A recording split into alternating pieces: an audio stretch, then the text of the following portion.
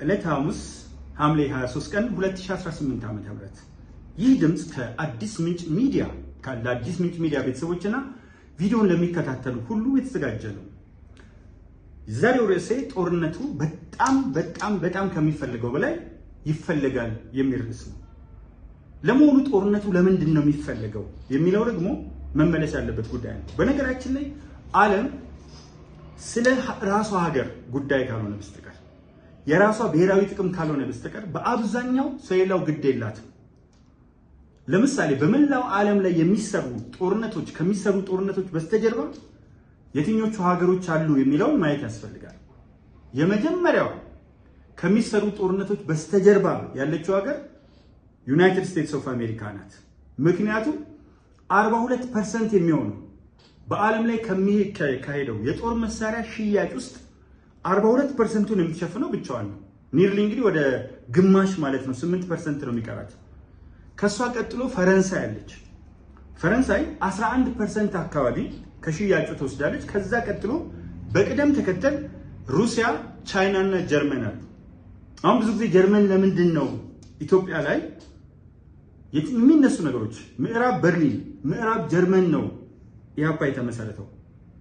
አሁን ኢህአፓ ከተመሰረተበት ጊዜ ጀምሮ የፈለጉትን ይጩሁ፣ ሲፈልጉ እነሱ በሚሉት ቋንቋ ኢህአፓዎች በሚሉት ቋንቋ ይታነቁ እንጂ ለኢትዮጵያ ችግር የአንበሳውን ድርሻ የሚወስደው ኢትዮጵያ እንድትገነጣጠል የመጀመሪያው ነገር የተሰጠው ኢህአፓ ነው። ለምን የሚለውን አሁን እንመልከት። መሳሪያ ላይ ተመልከቱ። አሜሪካ በአመት ዛሬ ዓለም በሙሉ ሰላም ቢያገኝ ሙሉ በሙሉ ሰላም ቢያገኝ በጣም ትጎዳለች። በነገራችን ላይ የመጀመሪያው ዓለም ጦርነት ላይ አሜሪካ መጨረሻ ላይ ነው የገባችው።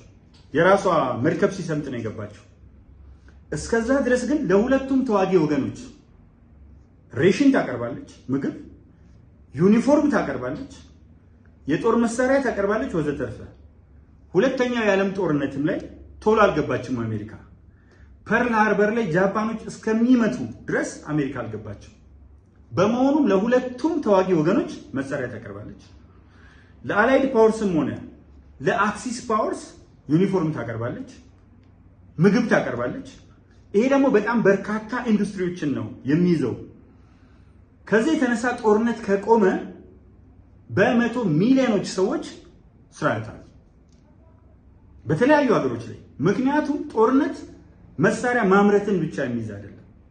በጣም በውስጡ ብዙ ነገሮች አሉት። ለምድር ኃይል፣ ለአየር ኃይል፣ ለባህር ኃይል ከሚዘጋጁ መሳሪያዎች በተጨማሪ በርካታ የስለላ መሳሪያዎች አገልግሎት ላይ ይውላሉ። ምግብ ስለሚያንስ አብዛኞቹ ሀገሮች ለወታደሮቻቸው ከደረቅ ሬሽን ስንቅ ጀምሮ ሎጂስቲክስ፣ ልብስ፣ ድንኳኖች፣ የተለያዩ በርካታ ነገሮችን ይፈልጋሉ። ተሽከርካሪዎች አሉ፣ ነዳጆች አሉና ከመሳሪያ ከጦርነት ጋር ተያይዞ በርካታ ፋብሪካዎች ይንቀሳቀሳሉ።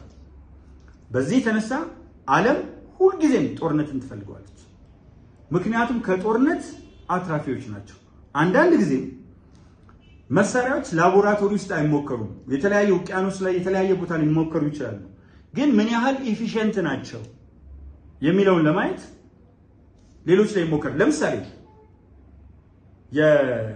የሁለተኛውን ዓለም ጦርነት አጠቃላይ እንቅስቃሴ ተመልከቱት።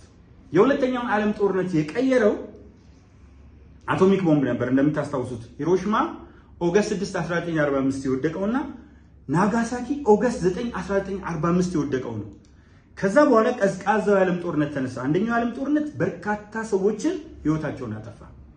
ሁለተኛው የዓለም ጦርነት ሌሎችን ሂሮሺማ ላይ የወደቀው አቶሚክ ቦምብ ብቻ ከ250,000 ሰው በላይ ህይወት አሳጥቶ ያለማቋረጥ ከሱ ውስጥ የወጣው ጨረር ደግሞ ሌታል ሆኖ ገዳይ ሆኖ የበርካታ ሰዎችን ሰውነት ዲፎርም ሲያደርግ ወይ እጃቸውን ወይ እግራቸውን ወይ አይናቸውን ሲወለዱ የሆነ ዲፌክት ይዘው እንዲወለዱና ሰዎች እንዲጎዱ አደረገ።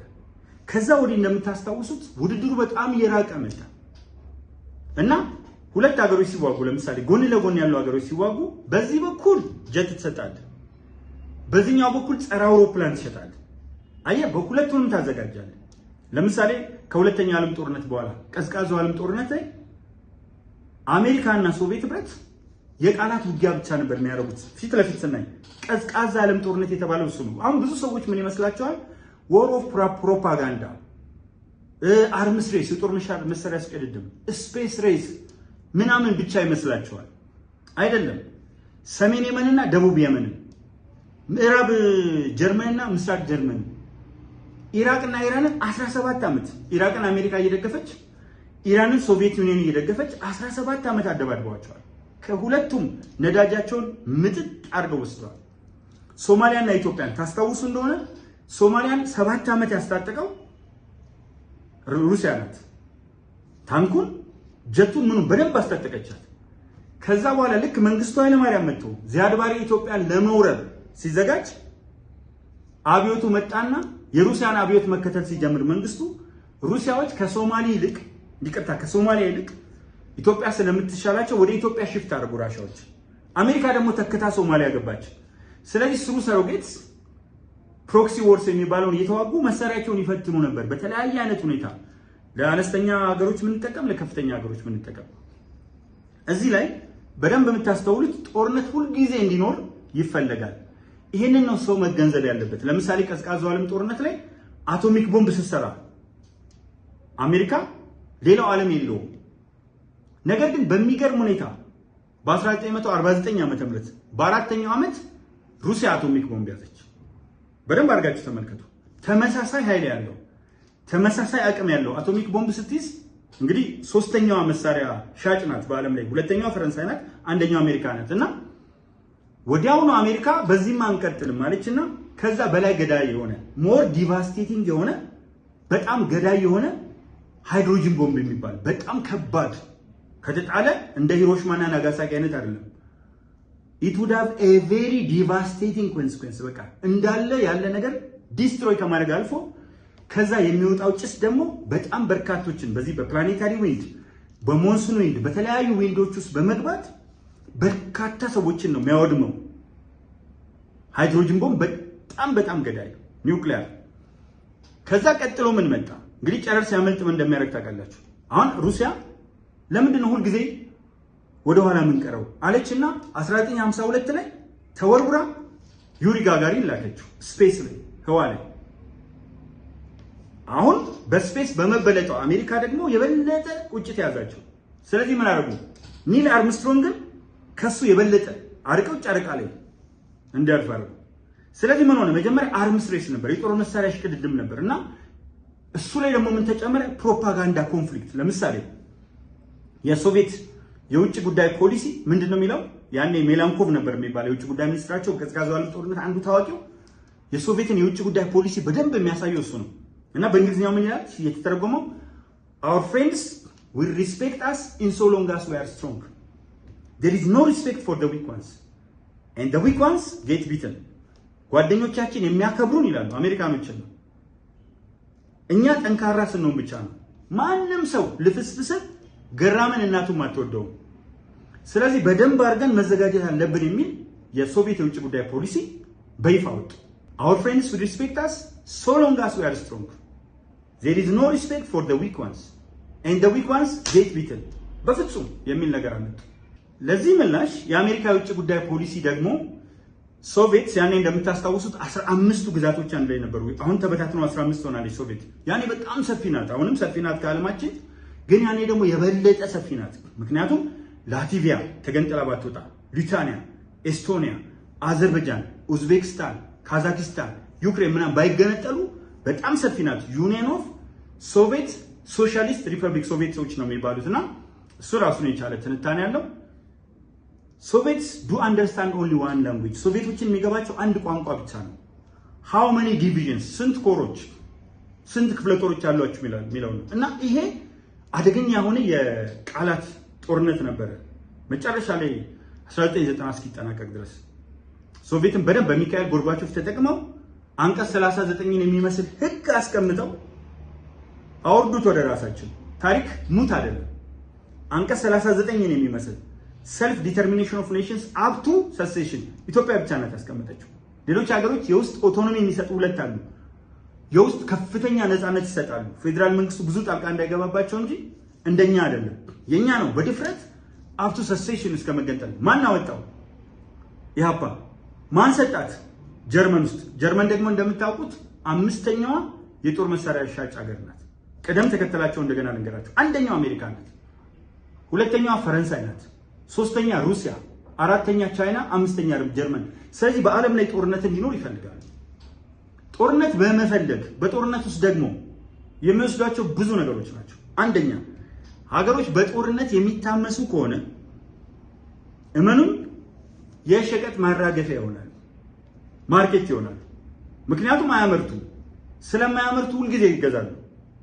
የሚገዙት ደግሞ ምንድን ነው? የጦር መሳሪያ ብቻ አይደለም። ቅድም እንዳልኳችሁ ምግብ ይገዛሉ፣ ዩኒፎርም ይገዛሉ፣ ሬሽን ይገዛሉ፣ የተለያዩ ቴክኖሎጂዎችን ይገዛሉ። ቢሳይድስ ከዛ ባለፈ ደግሞ መጥተው ሀገሮችን ዶሚኔት ያደርጓቸዋል። የምዕራብ አፍሪካ ሀገሮችን የማሊ፣ ቡርኪና ፋሶ ወዘተርፈ በጥበጥ ማየት ትችላለች። የኮንጎን ብዙ ጊዜ ነው ማነሳው። ስለዚህ ዓለም ላይ የትኛውን ቦታ ላይ አሁን ቬንዙዌላ ለምንድን ነው የገቡት? ከፍተኛ ነዳጅ አላት። ከዓለም ከፍተኛ ነዳጅ ክምችት ያላት እሷ ናት የሚታየው ተጠንቶ እስካሁን የተደረሰበት። ስለዚህ እቺ ሀገር ነዳጅ በሚገኝበት ጊዜ አሁን ሱዳን የተበጠበጠችው በቅርቡ ወርቅ ከተገኘ በኋላ የወርቅ ተራራ የወርቅ ንብርብር ነው የተገኘው። ከዛ በኋላ ጦርነቱ ምን ለመውሰድ ነው? ወርቅ ለመውሰድ።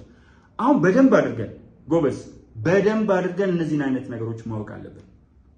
ስለዚህ ያንን ፈጠሩ። አሁን አጠገባችን ሰላም ያገኘ ሀገሪቱ ኬንያ በአንጻራዊ መልኩ ሰላም አላት። ለምን? ከኛ የተሻለ የኢኮኖሚ እድገት ስላሳየች አይደለም። ፖለቲካዊ ስርዓቱ ከኛ የተሻለ ስለሆነ በጭራሽ አይደለም። ማህበራዊ ግንኙነቱ ሌባ የሚበዛበት፣ ወርቅ ቤት ፊት ለፊት ማታስቀምጥበት፣ ፖሊስ በዝርፊያ ላይ የተሰማራበት ነው ኬንያ። ወራ ሰላም ያገኘችው ለምንድን ነው ስትሉ ኬንያ ህንፃዎቹ አብዛኞቹ የኬንያውያን ናቸው። ባንኮች ውስጥ ያሉት ገንዘቦች አብዛኞቹ የኬንያውያን አይደሉም። ትራንዛክሽን የሚካሄደው ኬንያ አይደለም። ቱሪዝም ላይ በጣም በቱሪዝም የታወቀች ናት ኬንያ። ወይራስ ግን የተለያዩ የቱሪዝም እንቅስቃሴዎችን የያዙት እነማን ናቸው? ከፍተኛውን ገንዘብ የሚያገኙት እነማን ናቸው ስንል ዌስተርን ፓወርስ ናቸው። እንደዚህ በሚሆንበት ጊዜ በአንጻራዊ መልኩ ግን እንዳይቀብጡ መንግስታት የተለያየ ጊዜ ግጭቶች እንዲኖሩ ይሰራል። ምክንያቱም ደግሞ የመሳሪያው ፋብሪካ አለ፣ አንድ አይደለም፣ ፈርጀ ብዙ ነው። ኢንቨስትመንት እንደፈለጉ ይቆጣጠሩታል። ትልቅ የሆኑ ካምፓኒዎችን እነሱ ይዘዋቸዋል። ለምሳሌ ኢትዮጵያ አየር መንገድ የመንግስት ነው፣ በጣም ሲበዛ አትራፊ ነው።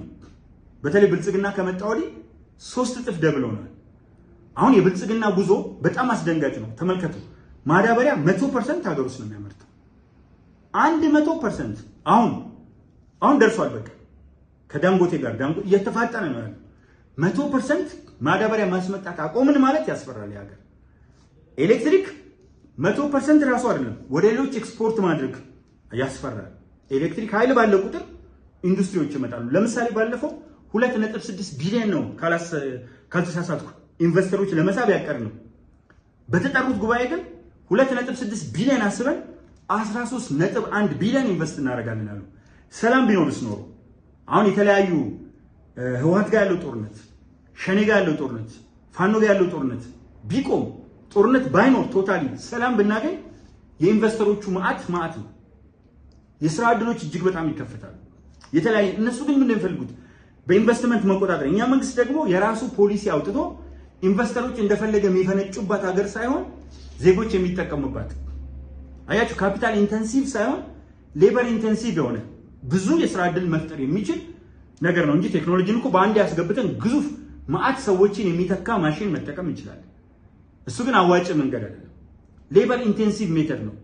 አብዛኛውን ስራ በጉልበት የሚሰራ በሰው እጅ በማኑዋል የሚሰራ ከአእምሮ ጋር ተቀናይቶ የሚሰራ ስራ እንዲሆን ይፈልጋል። ዞሮ ዞሮ መነሻ ምንድነው? ጦርነቶቹ የሚፈለጉበት ምክንያት ማርኬት፣ ኤሪያ ኦፍ ኢንቨስትመንት፣ ኤሪያ ኦፍ ሴትልመንት፣ ስፌር ኦፍ ኢንፍሉዌንሳቸውን ማስፋት። አሁን ኢትዮጵያን ተመልከቷት፣ የማይፈልጋት የለም። ብሪክስ ውስጥ ገባቸው። ልክ ብሪክስ ውስጥ ገብታ ብራዚል፣ ረሽያ፣ ኢንዲያ፣ ቻይና እና ሳውዝ አፍሪካ ናቸው። አሁን እዚህ ውስጥ ስትመለከቱ ብራዚል የተርሸሪ ተውት ለአሜሪካኖች፣ ረሽያ ዋው፣ ቻይና የምታውቋት ናት። በመሳሪያም ከፈረንሳይ ቀጥሎ ተከታታይ ናቸው። ስለዚህ እነዚህ ያሉበት ግሩፕ በጣም ፓወርፉል ነው። እሱ ግሩፕ ውስጥ ስትገባ ምን አደረገች አሜሪካ? አየር መንገድ እኮ ከእናንተ ጋር የመሰረት ነው፣ እከሌ የሚባል ነው መጥቶ 1935 ሀሳቡን የወጣ ነው እንደዚህ እያለ መከላከያችሁ የጋራ መከላከያ ፈጥረን ሽብርተኝነትን ለመዋጋት ከኢትዮጵያ ጋር የቴክኖሎጂ ሽግግር ለማምጣት የተለያዩ አሁን ከኛ ለመውሰድ አይደለም። እኛ ጋር ግን ምንድነው የሚፈልጉት? አሜሪካኖች የራሳቸው ፍላጎት አላቸው። at the same time በተመሳሳይ ሁኔታ እኛም ደግሞ የራሳችን ኢንተረስት አለ። ሁለታችንም ተመልከቱ፣ የኛም ኢንተረስት አለ፣ የነሱም ኢንተረስት አለ። ስለዚህ ምንድነው ሁለቱ ኢንተረስቶች ላይ የመጫወት ፍላጎት አለ። እዚህ ጋር እኛ ምንድነው የምናደርገው? ግሎባላይዜሽን ወደድንም ጠላንም it has its own risk አለው። ዝም ብሎ የመጣ አይደለም። ስለዚህ ምንድነው የምናደርገው? ውቅያኖስ ነው። አልወጣም አልገባም ማለት አትችልም ወይ መስመጥ ነው። ያለህበት ፕሮሰስ ያሰምጣል፣ ሲንክ ያደርጋል ወደታች። እንዳትሰምጥ ምን ማድረግ አለብህ? መዋኘት አለብህ። we have to swim in the ocean of globalization because it is a fait accompli። ልናስቀረው እንችላለን፣ ግን ምንድነው provided by minimizing the risk። ሪስኩ ግን ምን መሆን አለበት? በከፍተኛ ደረጃ መቀነስ አለበት። ዊዝደም ማለት እሱ፣ ጥበብ ማለት እሱ። በእንደዚህ አይነት ሁኔታ ውስጥ ነው ነገሮችን ማሳለፍ የምንችለው። ለዚህ ነው እኔ ደጋግሜ ከምጮህባቸው ነጥቦች መካከል ከነጥቦቹ አንዱ ቆም እንበልና እናስብ።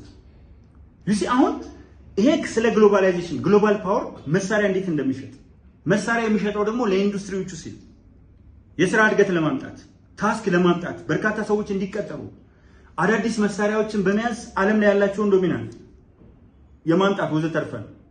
እኛስ የሚለው ጥያቄ ያለን እኮ ወደድንም ጠላን ግሎባላይዜሽን ነው። ምንም እንኳን በግዙፉ መርከብ አካባቢ ያለን ትንሽ ጀልባዎች ብንሆን፣ ነገር ግን ከጀልባነት አልፈን ወደምትሮጥ ዘመናዊ ሞተር ከፍ ወዳለች ከዛ እያልን ደግሞ በዛ ግሎባል እንትን ውስጥ መምጣት የማንችልበት ምንም 130 ሚሊዮን ህዝብ ነው ያለን። 7 ሚሊዮን ያላቸው እንደ እስራኤል አይነቶች እርግጥ ዓለም አቀፍ ትስስራቸው እንዴት ነው? ዜጎቻቸው በምን መልኩ ይሰራሉ? ለምሳሌ ስለ ረሚታንስ ስናነሳ ህንዶች በአመት ወደ ሀገራቸው የሚልኩት 125 ቢሊዮን ዶላር ነው ዳያስፖራው የሚልከው። 125 ቢሊዮን ዶላር እንግዲህ 5 ቢሊዮን ዶላር የህዳሴውን ግድብ ይገነባል። 125 ቢሊዮን ዶላር በአመት ስንት የህዳሴ ግድብ ይገነባል? ካልኩሌት አድርጉት ለእናንተ ልስጣችሁ። ናይጄሪያ አይ ህንድ እኮ ምናምን እንዳትሉ፣ ናይጄሪያ 20 ቢሊዮን ዶላር ረሚታንስ ይልካል ወደ ሀገራቸው። የኢትዮጵያ ዲያስፖራ ምን ያህል ይልካል? ብዙ ነው እኮ ቁጥሩ። የኢትዮጵያ ዲያስፖራ የሚናቅ ቁጥር የለውም። ካናዳ አለ፣ አውስትራሊያ፣ አሜሪካ፣ አውሮፓ፣ በተለያዩ ሀገሮች ኢቭን ደቡብ አፍሪካ፣ መካከለኛው ምስራቅ እነዚህ ጥቁር ገበያ ላይ ባያስገቡና በቀጥታ በመንግስት ቻናል ቢልኩ እናድጋለን። ግን ምንድን ነው ያለው? በኢትዮጵያ አየር መንገድ አትጠቀሙ ይላቸዋል ቅስቀሳው። ተመልከቱ፣ ሀገሬን እወዳለሁ ይላል። ይሄ መንግስት እስካለ በኢትዮጵያ አየር መንገድ ዛሬ የሚገነባው ነገር ለነገ ጠቃሚ ነው። እንደው ዝም ብለን እንኳን ብናስበው እኛ ሀገር ህንዶች እኮ ልብሳቸውን ከሀገራቸው ያስመጣሉ፣ ቅመም ከሀገራቸው ያስመጣሉ፣ ኢትዮጵያ ውስጥ ያሉት ጨምሮ። ምክንያቱም ዜኖ ኤክስፖርት ኢምፖርት ላይ የሚያመጣውን ነገር ስለሚያውቁ እስከተፈቀደች ድረስ ሻንጣቸው ውስጥ እንዴትም አድርገው ቅመማቸውንም ልብሳቸውንም የራሳቸውን ነው የሚጠቀሙት። የራስን መጠቀም ያለውን ዋጋ ያውቃሉ። ስለዚህ ከጦርነት ጋር ተያይዞ እግረ መንገዱን አብረን የምንመለከታቸው ጉዳዮች ዓለም ሰፊ ውድድር ላይ ናት። በየደቂቃው አዳዲስ ቅጽበታዊ ለውጥ ታመጣለች። ለምሳሌ እኛ ሀገር ላይ አሁን አንዳንድ ሰዎች ኤአይ ቅንጦት ነው ምን ያደርግልናል ምናምን ይላሉ። ቆመህ ነው እንዴ ግሎባላይዜሽን የምትጠብቀው? መቼ ወደ ኤአይ ልትመጣ ነው? ሌላ ስቴፕ ሲሸጋገር አለም ይኸውልህ ኤአይም ያስፈልግሃል፣ ኋላ ቀሩን ግብርና ያስፈልግሃል። ወደ ተሻሻለው የአስተራረስ ዘዴ ገብተህ 100% ወደ እሱ እስከምትገባ ድረስ እያንዳንዱ ነገር ይጠቅማል። እያንዳንዱ ነገር በከፍተኛ ደረጃ ለሀገር ይበጃል። ስለዚህ አሁን እኛ ይሄ ይቁም ይሄ አይሆንም። አሁን አንዳንድ ጊዜ ምን ይላሉ? ሰላም ነው የሚያስፈልገን ቀድሞ ይሏቸዋል። ልክ ምንም እንደማያውቁ። ለምን? ከውጭ ነው ዲዛይን የሚሰጣቸው። ሰላም እንዲመጣ የመጀመሪያው ነገር የኑሮ ውድነትን በደንብ በልቶ የሚያደርሰው አሁን ስራ አጡ እኮ ነው በአብዛኛው ወደ ጫካ የሚሄደው፣ ወይ ወንጀለኛው ወይ ስራ አጡ ነው። የተሻሻለ ስቴብል የሆነ ነገር ካለው ጥሩ ፋሚሊ ከመሰረተ ምናምን አብዛኛው አይሄድም። ገንዘቡ የበለጠ የሚያዋጣው ሲሆን ይሄዳል። ልክ ውጭ ሀገር እንደሚሄደው ማለት ነው። በጦርነት ውስጥ ገብቶ በጣም እንትን የሚል ከሆነ አሁን ህዋቶች የሚሸጡት ለምንድን ነው? ወደ አርሚ ሰባን ለሱዳን ለተለያየ የሚሸጡት መርሲነሪ አድርገው ቅጥር ነፍሰ ገዳዮች መጡት ለምንድን ነው? ለክፍያ እኮ ነው። አሜሪካ ህንዶችን ወታደር መሆን ሲፈልጉ ዜግነት ትሰጣቸዋለች። የአሜሪካ ወታደር መሆን ሲፈልጉ ዩኒፎርሙ የአሜሪካ ነው፣ ውስጡ የሚሞተው ግን ህንዳዊ ነው። በአፍጋኒስታን በተለያዩ ቦታዎች አብዛኛው አንድ የአሜሪካ ጀነራል አሜሪካዊ የሆኑ ህንዶችን እየመራ ይላል። ልክ ህንዶችን ይዛ ብሪታንያ ዓለምን እንደተቆጣጠረችው ማለት ነው። 1/4ኛውን የዓለም ክፍል እንደተቆጣጠረችው በ19ኛው ክፍለ ዘመን ማብቂያ። ስለዚህ እያንዳንዱ ነገር ላይ የምትበለጠው ጭንቅላትን በተገቢው መንገድ ማሰራት ያቀተን። በነገራችን ላይ ብዙ ጊዜ ያነሳዋል ዝሆኖች እንዲያስ ስለምፈልግ ነው። ሰው ወጥቶ የሚጨፍርባቸው እንዲህ ቢያደርጉ እኮ በኮምቢያቸው ዛፍ የሚገረስሱ ናቸው። ሰው ለምንድነው ወጥቶ የሚጨፍርባቸው? ምክንያቱም የብሬን ሳይዛቸው ትንሽ ነው። ሳይዙ አይደለም ውስጡ ሶፍትዌሩ ትንሽ ውስብስብ አይደለም። ግመል፣ ፈረስ፣ በሬ ምን አርሰን ጠምደን ምን ነው እኮ ቢመጣብን ቢዞር አንድ በሬ እኮ ለዓመት በዓል አካባቢ ሲመጣ ድራሻችን ነው የሚጠፋው። ትንሽ መኪናዎቹን ጠርምሶ የሚገባበት ጉልበት አለው። የምን ማኔጅ የምናደርገው ለምንድን ነው? ብሬናችን የበለጠ ስለሆነ ትሬን እናደርገዋለን። አህያ አባት ይኑረው አጎት፣ አክስት፣ እናቱን አያውቅም። የሰው ልጅ ግን ያውቃል። ወደኋላ ለምን ብሬኑ ለእኛሳ 86 ቢሊዮን ነርቭ ሴል አለን። ጃፓኖችም 86 ቢሊዮን ነርቭ ሴል አላቸው። 100 ትሪሊዮን ሲናፕሲሶች አሉ። ጃፓኖችም ጋር 100 ትሪሊዮን ሲናፕሲስ አለ። ለምንድን ነው ጃፓኖች በሰላም መኖር የቻሉት? ከኛ የበለጠ ቁጥር ይዘው በዋና ከተማቸው ብቻ በቶኪዮ ከዓለም አንደኛው ብዙ ሰው የሚኖርበት 40 ሚሊዮን ህዝብ ነው። ለምን በሰላም ይኖራል? ምክንያቱም ከልጅነታቸው ከህፃነታቸው ጀምሮ ውቡቡቡ እያሉ አይደለም ጌረር እያሉ የኦሮምኛ ፉከራ የወዲሰ ቤቲ ምናምን እያሉ ኮሎኔል ማራኪ በቁልቋል በድንጋይ እያሉ አይደለም የሚያሳድጉት። እነሱ ልጆቻቸውን የሚያሳድጓቸው እንደምን ቢያደርጉ አሁን በሰከንዶች ውስጥ ነው ቶዮታ መኪና የሚያወጡት። በመላው ዓለም ኢትዮጵያ ስትመጡ ቶዮታ ተመልከቱት፣ ወይም የጃፓን ካምፓኒ ሆንዳ በሉት ምናምን የጃፓን ካምፓኒ በአውቶሞቲቭ ስንመጣ የትናየት ኮምፒውተሮቻችን እንመልከት። ጃፓን አብዛኞቻቸው አሁን አፕል ምናምን አንዳንድ አሜሪካ በጣም እንትን ያለቻቸው ቢሆንም ግን ብዙ አንገዛም። ወደ አፍሪካ እኮ አሜሪካውያን የሚልኩት 2.5% ነው ኤክስፖርት ከሚያደርጉት 97.5ቱን ወደ መካከለኛው ምስራቅ ወደ ተለያዩ ሀገሮች ነው የሚላከው።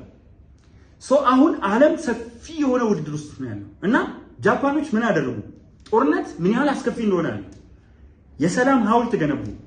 ከዛ በኋላ ያለማቋረጥ የሚሰሩት እያንዳንዱ ወጣት ላይ አንደኛ መከባበር፣ ሁለተኛ ስነ ምግባርን። አንድ ሰው ስነ ምግባሩን ቢያበላሽ በሳሙራይ ባህላቸው ሳንጃ ይዞ እንደዚህ ይገባበታል። እራሱ ልቡ ላይ ነው የሚሰካው። የሚጨርሰው ደግሞ ወንድሙ መጥቶ ነው አሰደብከን ብሎ። ወንድሙ ከሌላ አጎቱ የቅርብ ዘመዱ ነው የሚጨርሰው። አሰደብከን ቤተሰባችን ቱ ዛት ኤክስቴንት። አሁን ለምሳሌ ቴክኖሎጂውን ይሄን እየሰሩት ይሄ ፖርኖግራፊክ ፊልም ይባል ብልግና ምናምን ጃፓኖች ጋር ያለው እነሱ ዘላለም የሚያስቡት ምንድነው? ትልቅ ነገር ነው። እኛ ጋር እኮ አንዲት ቲክታክ ላይ ሰውነቷን ትንሽ ከፈታ አድርጋ ወረወሯን እዚህ ጋር እያሳየች ቁጭ ካለች ማአት ሰው ይቅርታ ያደረግን ሌላ አገላለጹ እዛ ስር ቁጭ ብሎ ለሃጩን ሲያዝረበርብ ታያላችሁ። አጠገቡ ያለ ሰው ለምን ጭንቅላታችን መጥፎ ነገር መጥፎ ልምምድ አስቀምጠንበታል። ተመልከቱ። አሁን እኛ ጋር ያለው አስተያየት ሲከፈቱ ዩቲዩብ ላይ የተለያየ ቦታ ክፈቱ። ልክ ስትከፍቱ ምንም አይ ከስር እንዴት አድርጌ ብሰድበው እንዴት አድርጌ ባንቋሽሸው ያንን ሰው ልጎዳና ልሰብረው ይችላል ብሎ አጠገቡ ያለው ክርስቶስ በክርስትና የተሰቀለለትን በእስልምና አላህ አክብሮ የፈጠረውን ሰው እንዴት መስበር ይችላል የሚለው ነገር ነው የሚያስደስተው። ምን ብዬ ብጽፍ ልጎዳው ይችላል? ምን ብዬ ብጽፍ ሌሎች ሰዎች ሊስቁበትና ሊሳለቁበት ይችላሉ? ያኔ ጥንካሬ ያስፈልጋልና በውትድርና በጦርም እንትኑስ ምናየው እሱ ነው። ስለዚህ የሚያዋጉን ነው ዋናው ማጠቃለያ። የሚያዋጉን ስለሚያተርፋቸው በጣም አትራፊ ነው፣ ሉክራቲቭ ነው፣ በጣም ፕሮፊቴብል ነው። ስለዚህ ከዚህ ነገር ላይ ማትረፍ ስለሚፈልጉ እነዚህ ሀገሮች ያጋጩናል። ከዛሳ የግብጽ ኢንተረስት አለ፣ የሱዳን ኢንተረስት አለ፣ የሻዕቢያ ኢንተረስት አለ። ሀገር ውስጥ ደግሞ ያሉ አሜከላዎች የህዋት የሸኔና የፋኖ ኢንተረስት አለ። እነዚህ ደግሞ ላኪ ያላቸው ተላላኪዎቹ የሚያገኙት ነገር አለ። በባንዳነት ከፍተኛ ጥቅም ያገኛሉ። ብዙ ጊዜ አይታችሁ እንደሆነ በረሃብ ያደገ ሰው ኮሜንት ላይ ተመልከቱ። አንድ ሰው በረሃብ ያደገ መሆኑን የምታረጋግጡት የሆድ ነገር ካላችሁ በረሃብ ነው ያደገው። ደጋግመው የሆድ ነገር የሚሉ ካያችሁ የለማኝ ልጆች ናቸው፣ በረሃብ ነው ያደጉት። ኮሜንት የሚሰጡት ከራሳቸው ረሃብ ተነስተው ነው። አንተ እንዴት እንዳደግ ምናምን አያውቁምና ብዙ ጊዜ እንደዚህ አይነት አስተያየቶች ሲሰጡ ሰው የደከመውን ነው። ለምሳሌ አንድ ቤት ውስጥ ለቁም ነገር ከሆነ ይቀመጡ፣ ለወሬ ከሆነ ይውጡ የሚል ካለ ምንም ዝም በሏቸው። አውቃችሁ ደንበኛ ወሬኛ ስለሆኑ ተጨንቀው ነው እሱ የሚጽፉት። ለቁም ነገር ከሆነ ይቀመጡ፣ ለወሬ ከሆነ ይውጡ የሚለው ቤት ለመታዘብ ቁጭ በሉ። ወሬ አለ እና ሰው የሚያስጨንቀው ላይ ነው ብዙ ጊዜ የሚጽፈውና ያ አይነት ነገር አለ። በተረፈ ፈጣሪ ኢትዮጵያን ይባርክ። የዓለም መጫወቻ አንሁን፣ የአፍሪካ ተምሳሌቶች እንሁን። እንደ አባቶቻችን ተምሳሌት ነው። አንድ ላይ እንቁም። አሜሪካን ዩናይትድ ዊ ስታንድ ዲቫይድድ ዊ ፎል ይላል። በጣም ወደዋለሁ። አንድ ከሆነ እንቆማለን፣ ከተከፋፈልን ግን እንወድቃለን። ማንም አይጠቀም፣ ወድቀዋል። ፈጣሪ ኢትዮጵያን አትረፍርፎ በሙላት ይባርክ። ጋዜጠኛው ውብሸት ታዬ፣ የአዲስ ምንጭ ሚዲያ ቤተሰቦችና ይህን ቪዲዮ የምታዩ ሁሉ እጅግ በጣም አመሰግናለሁ። ታዬ ቦጋለ አረጋ ኢልመደስ ኦዳ ነበርኩ አብሬያችሁ ቆየሁት።